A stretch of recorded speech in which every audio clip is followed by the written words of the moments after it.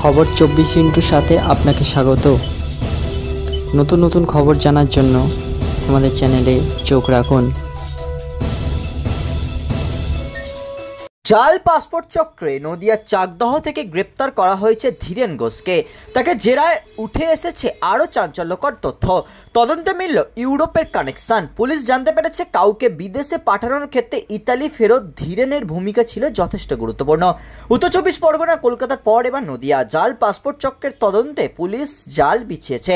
জাল পাসপোর্ট চক্রের নেটওয়ার্কে আরও রহস্যের উন্মোচন। চাকদহের প্রত্যন্ত এলাকা থেকে ধীরেন ঘোষ নামে যাকে গ্রেপ্তার করেছে এসটিএফ, তাকে জেরায় উঠে আসছে একের পর এক চাঞ্চল্যকর তথ্য। বাংলার জাল পাসপোর্ট চক্রের সঙ্গে মিলে গেল ইতালির কানেকশন। কল্যাণী মদনপুরের একটা একতলা বাড়ি, সে বাড়িতে একেবারেই নিম্ন মধ্যবিত্ত ছাপোষা জীবনযাত্রার ছাপ। সেটাই ধীরেনের বাড়ি। স্ত্রী সন্তানকে নিয়ে থাকতেন তিনি।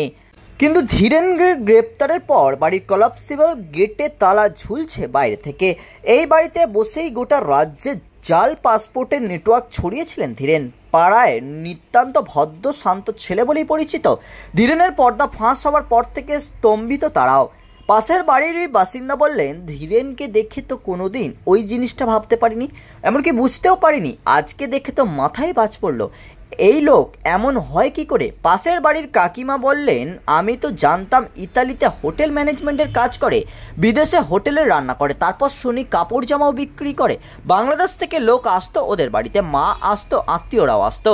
কিভাবে কাজ করতো ধীরেন? পুলিশ সূত্রে জানা যাচ্ছে 2007 থেকে 2017 এই 10 বছর ইতালিতে ছিলেন ধীরেন।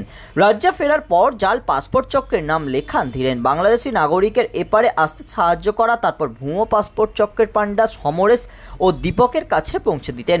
তবে মনোজ সমরেশ মূল মাথা হলেও ইউরোপে পাঠানোর ক্ষেত্রে ধীরেনই ছিল মুশকিল আসান। ব্যুরো রিপোর্ট, খবর 24/7।